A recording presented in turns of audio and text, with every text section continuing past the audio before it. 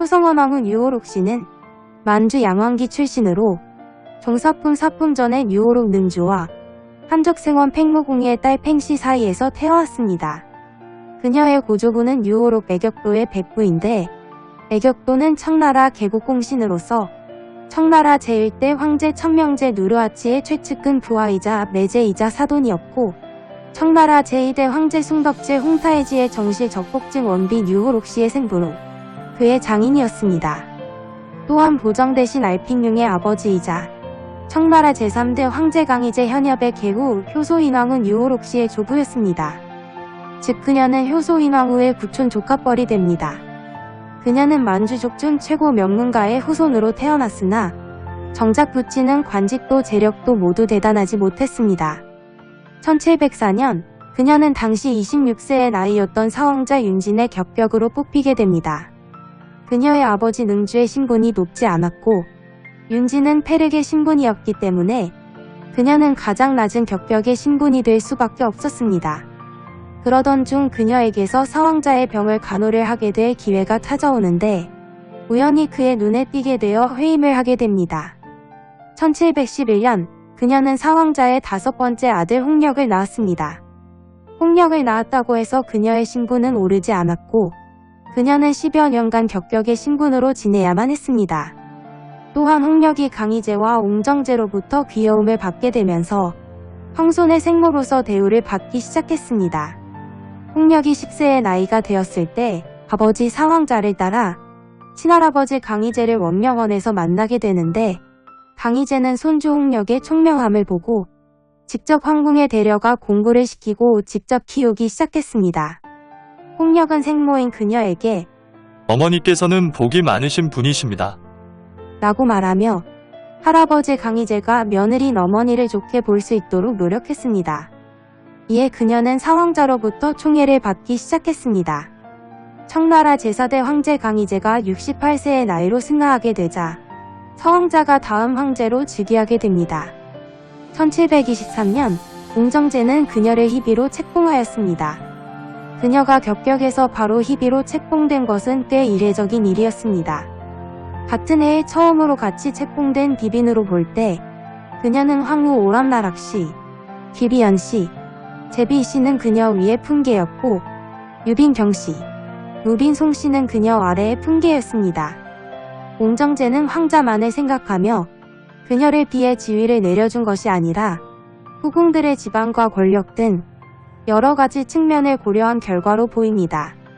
1730년 그녀는 귀비로 징봉되어 희귀비가 되었으나 정식 책봉례를 하지 않았습니다. 1731년 효경원왕후 오람나락씨가 세상을 떠나게 되면서 내명부와 외명부를 다스릴 권한이 그녀에게 주어지게 됩니다. 1733년 옹정제는 그녀의 아들 사왕자 홍력을 보친왕으로 책봉하였습니다. 1735년 옹정제가 56세의 나이로 승하하여 그녀의 아들 사왕자 보친왕 홍력이 25세의 나이에 다음 황제로 즉위하게 됩니다. 이에 그녀가 성모왕태후가 되면서 그녀의 신분은 그 누구보다 존귀해졌습니다. 그녀는 옹정제 제위 시절에는 영수궁에 지냈고 성모왕태후로 임시 거처는 경인궁에 지냈습니다. 총리 사무인 경태상은 황태후가 된 그녀의 존호를 순경으로 올렸습니다. 권륭제는 생모인 그녀를 위해 수건궁을 지어 살게 해주었고 외할아버지 사품전의 능주를 1등 승은궁으로 봉하여 시호를 양형으로 내렸습니다. 또한 외고조고 애격도와 외증조고 오등등을 모두 1등 승은궁으로 추존하고 외조모 팽씨를 일품부인으로 봉하였습니다. 권륭제는 어머니인 그녀의 말을 무조건 따랐다고 하는데 한 번은 그녀가 순천부 동쪽이 버려지기 직전임을 알게 되면서 빠른 시일 내에 수리해야 한다고 말했습니다.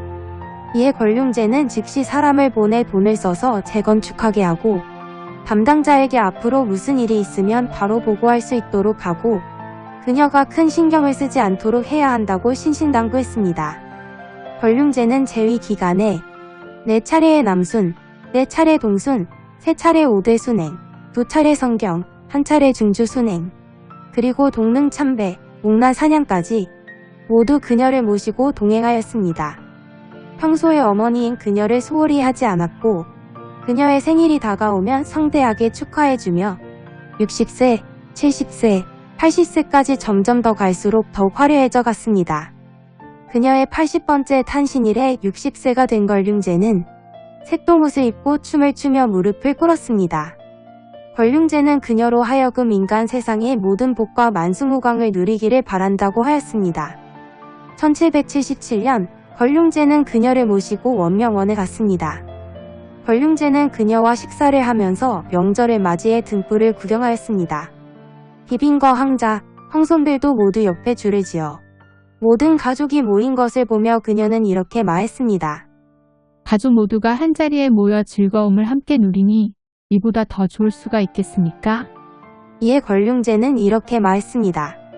태우 마마의 자애로움으로 나라가 늘 풍족하게 살아가고 있습니다. 이렇게 말하며 매우 기뻐하였습니다. 그러다 시간이 조금 지날 무렵 걸륭제는 그녀의 몸이 불편하다는 소식을 듣고 바로 원명원으로 달려갔습니다.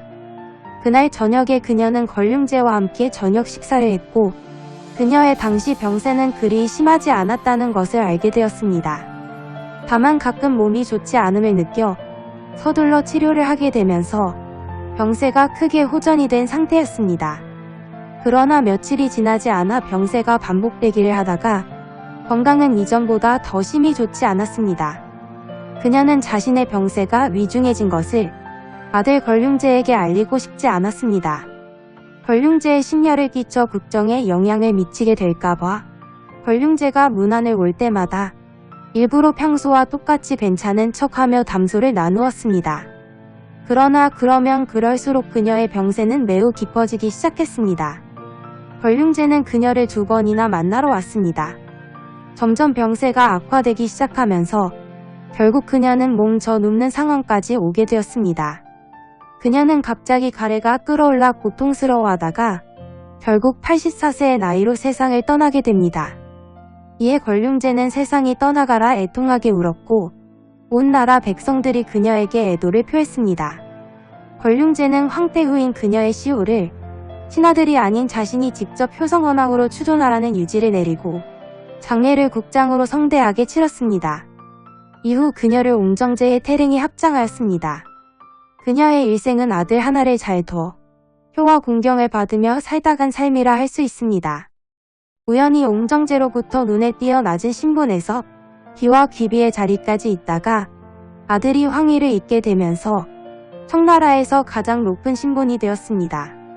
걸륭제는 생모인 그녀가 아버지 옹정제로부터 엄청난 총애를 받지 못한 것을 의식해서 그런지 평생을 다해 효를 다 지키며 살아왔습니다.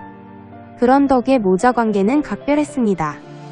그녀는 아들 걸륭제로부터 온갖 화려하고 값비싼 귀중품들을 셀 수 없이 받고 생일만 하더라도 눈이 부실 만큼 아름답고 즐거운 잔치까지 최고의 대우를 받게 되었습니다. 그 정도가 비유조차 할 수 없을 정도로 그 호화로움은 수많은 사람들로부터 회자될 정도였다고 합니다.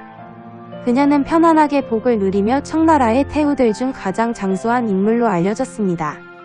효성스러운 아들 걸륭제로부터 큰 복을 받고 살다 갔을 그녀를 생각해보면 역대 청나라 비빈과 후궁들 중에서 가장 행복한 여인이 아닐까 싶습니다.